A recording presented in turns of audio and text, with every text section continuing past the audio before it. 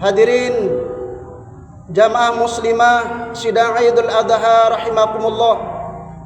Di kesempatan yang sangat mulia ini, alhamdulillah, kita semua diberikan kesempatan oleh Allah Subhanahu wa taala untuk bisa pada tahun ini melaksanakan salat Idul Adha, yang tentunya kita tahu bahwa banyak sekali saudara-saudara kita yang ada di rumah sakit, saudara-saudara kita yang sedang diperangi negaranya, saudara-saudara kita yang sedang dilanda musibah, yang tidak bisa melaksanakan ibadah salat Idul Adha ini.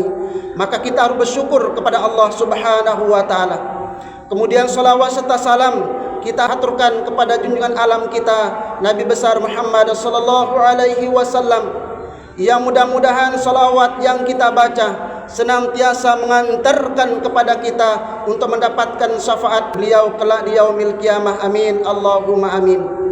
Hadirin jamaah salat Idul Adha rahimakumullah, di saat sekarang ini di seluruh penjuru dunia mengumandangkan takbir dan melaksanakan salat Idul Adha, baik dari kota Makkah sampai kepada penjuru dunia di mana umat Islam melaksanakannya. Maka karena itu, pada intisari pembelajaran dan hikmah yang terkandung di dalam pelaksanaan Idul Adha ini, pada intinya ada dua. Yang pertama kaitan dengan haji, dan yang kedua adalah hikmah dan pelajarannya kaitannya dengan pengorbanan.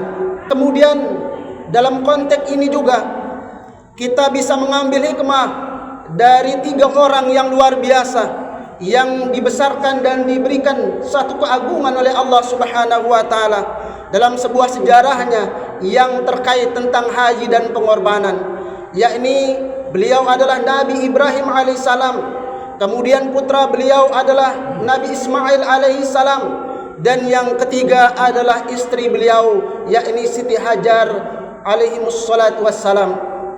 Hadirin sidang salat Idul Adha rahimakumullah, ada 3 hikmah yang bisa kita ambil dalam konteks ibadah salat Idul Adha kali ini. Yang pertama adalah kehebatan seorang bapak. Siapa beliau? Adalah Nabi Ibrahim alaihissalam.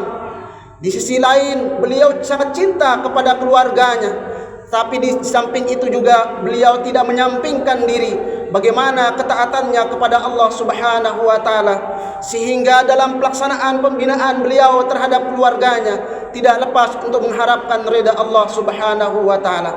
Kemudian yang kedua, kepatuhan atau ketaatan seorang anak.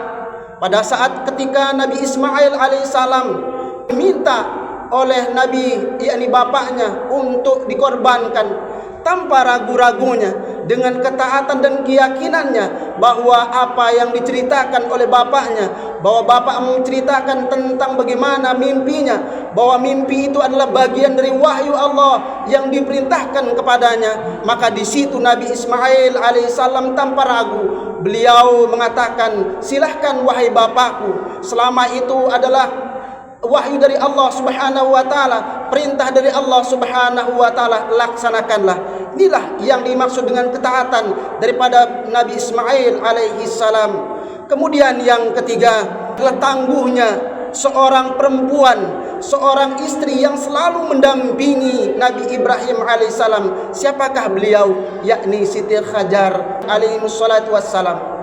Beliau Siti Hajar adalah istri kedua dari Nabi Ibrahim setelah Siti Sarah, yakni istri pertama dari Nabi Ibrahim alaihissalam. Karena tidak punya keturunan, maka kemudian Allah memerintahkan untuk menikah lagi, yakni mempersunting Siti Hajar. Lalu Siti Hajar diperkenankan untuk mendapatkan seorang putra, yakni Nabi Ismail alaihissalam.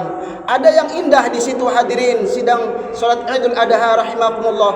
Ketika Siti Hajar ditinggalkan ke tempat yang gersang, di kota yang gersang yang tidak ada apa-apa, hanya berbekal air dengan korma, maka ketangguhannya yang diberikan, yang dinampakkan, yang diwujudkan oleh Siti Hajar, yang menjadi pembelajaran dan hikmah kita semua, bahwa dalam keadaan apapun seorang ibu mampu memberikan yang terbaik buat putranya, memberikan yang terbaik buat anaknya. Inilah salah satu pembelajaran yang bisa kita ambil dari hikmah ketiga orang yang luar biasa ini, yakni bahwa pengorbanan yang dilakukan oleh istri yang dicontohkan oleh Siti Hajar ketika beliau ditinggalkan oleh Nabi Ibrahim alaihissalam. Sebenarnya secara akal muslimah yang dimuliakan oleh Allah Subhanahu wa taala, kalau andai kata pada saat itu Allah mendiamkan Nabi Ibrahim pada saat tidak ada yang tidak mampu bagi Allah.